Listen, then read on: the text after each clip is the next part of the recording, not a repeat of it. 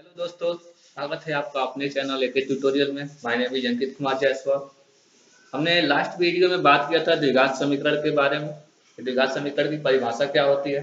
हमने उससे संबंधित कुछ सवाल हो गए थे। इसमें दिया हुआ था कि जांच कीजिए कि दिए गए समीकरण द्विघात समीकरण है या नहीं। हमने जांच किया था, द्विघात समीकरण की परिभाषा अप्लाई की थी और उससे बताया था कि दिया हुआ समीकरण द्विघात समीकरण है या नहीं। तो हम क्या करेंगे, आज जो है द्विघात समीकरण बनाना है। कुछ विवादी प्रश्न दिए हुए हैं, उनको हल करके द्विघात समीकरण बनाना है और फिर उनका मान निकालना है। उनके जो मूल होंगे उनके मूल का मान निकालना है। चर दिया है यक्स, यक्स का मान निकालेंगे। तो देखिए, क्योंकि हमने क्वेश्चन नंबर 2 में एक पार्ट हल कर लिया था, उसका पहला क्वेश्चन हल कर लिया था। आज हम क्वेश्चन नंबर दूसरा का दूसरा सवाल हल करेंगे। ये जो व्हाइट बोर्ड पे आपका क्वेश्चन लिखा हुआ है, ये प्रश्नावली 4.1 का 4.1 का क्वेश्चन नंबर दो का दूसरा सवाल है। इसमें ये कहा गया है कि दो क्रमागत पूर्णांकों का गुणनफल 306 है। तो पूर्णांकों को ज्ञात करना है, क्योंकि सबसे पहले हमको ये जानना होगा कि क्रमागत संख्याएं क्या होती हैं। क्रमागत संख्याएं वो संख्याएं होती हैं जो क्रम से आती हैं, जैसे 3 के बाद 4, 4 के बाद 5। यानी अगर पहली संख्या हमने 3 माना तो दूसरी संख्या 3 + 1 = 4। यानी पहली संख्या 3 मानना है तो दूसरी 4। ऐसे ही हमको क्या करना है, इसमें पहली संख्या को हमको क्या मानना है, यक्स मानेंगे। जिनको ज्ञात करना है उसको क्या करेंगे, यक्स मानेंगे। फिर दूसरी संख्या क्या होगी, क्रम से आएगी, यानी यक्स + 1 होगी। तो आइए हम हल करते हैं। माना पहली संख्या बराबर, पहली संख्या ने इसमें पूर्णांक का है तो हम पूर्णांक लेके चलेंगे। पहला पूर्णांक बराबर यक्स है तथा दूसरा क्रमागत पूर्णांक बराबर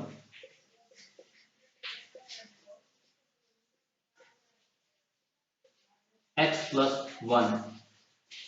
क्योंकि कहा है कि दोनों क्रमागत पूर्णांकों का गुणनफल कितना है, 306 है। तो हमने दोनों पूर्णांक को लिख लिए। अब इनका गुणनफल कितने के बराबर होगा, 306 के। यक्स गुणे यक्स + 1 बराबर 306। हम क्या करेंगे कि इस यक्स का पहले इस यक्स के साथ गुणा करेंगे, फिर इस यक्स का 1 के साथ गुणा करेंगे। ठीक है, तो यक्स का यक्स के साथ किए तो x², यक्स का 1 के साथ किए यक्स बराबर कितना हुआ, 306। अब इस तरफ बढ़ते हैं। फिर हम क्या करेंगे, इधर 306 को इधर प्लस में है बराबर के, इधर ले आएंगे तो क्या होगा, माइनस हो जाएगा। x² + यक्स माइनस 306 बराबर 0। अब ये देखिए, ये जो समीकरण बना द्विघात समीकरण बना, क्योंकि ये द्विघात समीकरण की परिभाषा को क्या कर रहा है, सेटिस्फाई कर रहा है। ठीक है, तो हम क्या करेंगे, अब ये 306 का इस a के साथ गुणा करेंगे। यहाँ a का मान कितना है, x² का जो गुणांक होता है उसको a कहते हैं। यहाँ x² का गुणांक 1 है, तो 1 में हम 306 का गुणा करेंगे, 306 ही मिलेगा। और 306 का फिर हम गुणनखंड करेंगे, और गुणनखंड करके वहां से हमको दो ऐसी संख्याएं प्राप्त करना है कि जिनको जोड़े या फिर घटाएं तो कितने के बराबर होना चाहिए, यक्स का गुणांक जो है 1 उसके बराबर आना चाहिए। उन दोनों गुणनखंड करने के बाद दोनों संख्याओं को ऐसे जोड़ना है, घटाना है। तो सबसे पहले हम 306 का यहाँ गुणनखंड करके देखते हैं वो दो संख्याएं कौन सी होगी, जिनको घटाएं या फिर जोड़े तो एक आए। ठीक है, तो हम क्या करते हैं, पहले 2 से करते हैं। 2 × 1 = 2, 2 × 5 = 10, 2 × 3 = 6, 3 से कटेगा, 3 × 5 = 15, 3 × 3 3 से कटेगा, 17, 3 × 51, ये 17। यहाँ देखिए, यहाँ जो इसका गुणनखंड मिल रहा है 2 × 3 × 3 × 17। तो हमको दो संख्याएं इसी गुणनखंड से बनानी है। चलिए देखते हैं। 2 × 3 = 6, 6 × 3 = 18, और दूसरी संख्या 17। 18 और 17 यानी 18 में से अगर 17 घटाएं तो क्या मिलेगा, 1 मिल जाएगा। यानी यहाँ यक्स का गुणांक 1 है वो मिल जा रहा है। हम यहाँ क्या करेंगे, यक्स 1 के जगह पर 18 - 17 लिखेंगे। यहाँ हो गया x² + यक्स का गुणांक क्या था, यहाँ हम 18 - 17 करेंगे तो भी 1 ही होगा। 18 - 17, x - 306 बराबर 0। ठीक है, अब फिर इसको ब्रैकेट को तोड़ते हैं। x² इसके प्लस 18x - 17x - 306 बराबर 0। ठीक, जहां से हमको ये द्विघात समीकरण मिल गया। अब इसमें देखिए कि इन दोनों में कॉमन क्या दिख रहा है, क्योंकि इन दोनों में जो कॉमन दिख रहा है वो है यक्स, और इसमें जो कॉमन दिख रहा है वो है 17।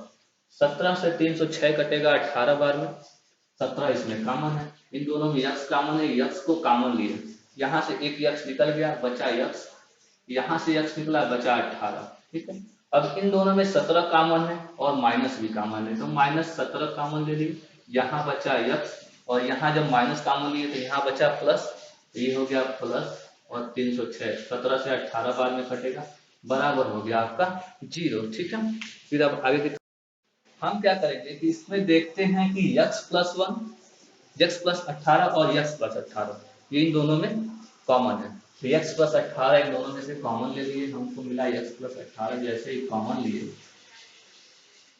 तो यहाँ क्या बचा, सिर्फ x बचता है और यहाँ को बचता है -17, तो ये हो गया x -17 बराबर 0। अब हम यहाँ से क्या करते हैं कि x+18 को एक बार 0 के बराबर रखेंगे, फिर x -17 को 0 के बराबर रखेंगे। तो सबसे पहले हम x+18 को 0 के बराबर रखते हैं, तो यहाँ से जो हमको मान मिलेगा 18 को अगर पक्षांतर करते हैं तो उधर जाएगा, तो x बराबर -18, तो ये जो होगा अमान्य हो जाएगा, तो यहाँ से जो मान मिलेगा इसको ऐसे लिखा जाएगा x+18 बराबर 0, और इसको हल करें तो हमको मिलता है x बराबर -18, ये क्या हो गया, अमान्य, क्योंकि निगेटिव संख्याएं नहीं मानी जाती है, यहाँ जो है अमान्य हो गया। तो हम यहाँ से जो दूसरा मान मिलेगा x -17 बराबर 0, ठीक है, यहाँ से x बराबर क्या मिल गया, 17, ये हमारा पहला पूर्णांक हुआ, और जो दूसरा क्रमागत पूर्णांक होगा 17 के बाद क्या होगा, यहाँ 17 + 1 बराबर 18। ठीक है, तो आप एक बार इस क्वेश्चन को देख लीजिए ध्यान से, और उसके बाद से इसका स्क्रीनशॉट ले सकते हैं, स्क्रीनशॉट लेकर समझ सकते हैं। ठीक है,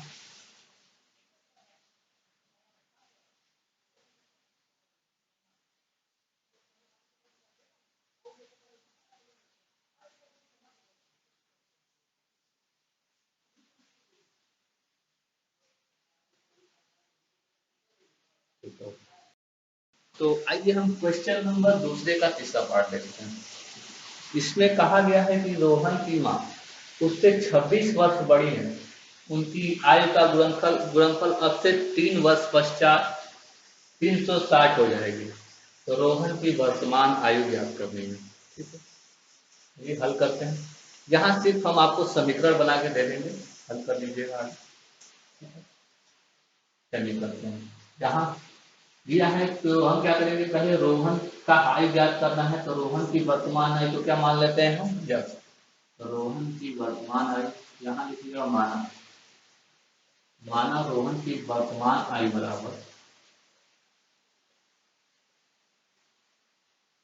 यस, रोहन की वर्तमान आयु क्या है, यस है।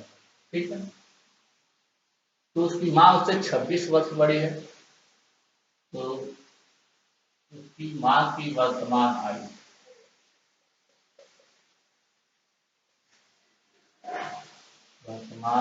बराबर कितनी वर्ष बड़ी है, 26 वर्ष, तो क्या होगा यक्स प्लस 26, इसकी माँ की वर्तमान आयु क्या होगा, यक्स प्लस 26। ठीक है, अब आइए हम देखते हैं फिर, कहा है कि 3 वर्ष पश्चात, यानी आगे 3 वर्ष, तो 3 वर्ष पश्चात का मतलब क्या होगा, रोहन की आयु वर्तमान आयु यक्स है, तो ये 3 वर्ष आगे बढ़ेगी, यक्स प्लस 3, उसकी माँ की भी आयु 3 वर्ष आगे बढ़ेगी, और उसके बाद 3 वर्ष पश्चात उन दोनों की आयु का गुणनफल कितना है, 360 है, तो हम लिखेंगे 3 वर्ष पश्चात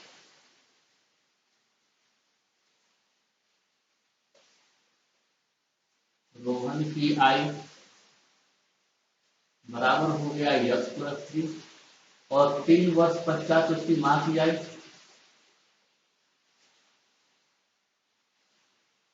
उसकी माँ की आयु बराबर, उसकी माँ की आयु क्या है, यक्स प्लस 26, 3 और जोड़ देंगे तो यक्स प्लस 29। ठीक है, और फिर कहा है 3 वर्ष पश्चात इन दोनों की आय का गुणनफल कितना है, 360 है, तो यक्स प्लस 3 और यक्स प्लस 29 बराबर हो गया था आपका 360, दोनों की आय का गुणनफल कितने के बराबर है, 360 के बराबर है। अब यहाँ से आप चाहें तो इन दोनों का गुणा करेंगे, फिर आपको एक द्विघात समीकरण मिलेगा। ऐसे ही गुणनखंड विधि से हल करेंगे। यहाँ से जो यक्ष का मान निकलेगा वो रोहन की आयु हो जाएगी, वर्तमान आयु, और उसकी माँ की आयु निकालनी होगी तो यक्ष में 26 जोड़ देंगे तो उसकी माँ की आयु निकल जाएगी। हमें सिर्फ रोहन की आयु निकालने के लिए कहा है तो सिर्फ यक्ष का मान निकाल के यहाँ छोड़ देंगे। ठीक है, तो आप आगे इसी तरह से हल कर सकते हैं गुणनखंड विधि से।